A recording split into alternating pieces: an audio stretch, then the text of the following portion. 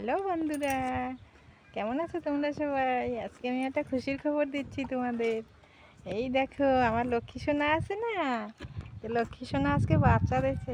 এই যে দেখো, এটা সোনা হয়েছে আমাকে, টাইরে বাছুর হয়েছে। এই দেখো,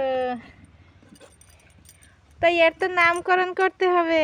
কি নাম রাখা যায় তোমরা একটু বলবা কমেন্ট করে, কি নাম রাখা যায়। ওর মার নাম তো লক্ষ্মী, তাহলে এর নাম কি রাখা যায় একটু কমেন্ট করে বলবা সবাই, ঠিক আছে? যে যে নাম পছন্দ দেখি কমেন্ট করো, কি নাম রাখা যায়। আর ওর মাকে খেতে দিয়ে দিয়েছি। এই দুদিন ধরে ওর মা কিচ্ছু খায় না, তো আজ এই যে তা আধা ঘন্টাও হয় নাই এখনো, একটা 10-15 মিনিট হচ্ছে।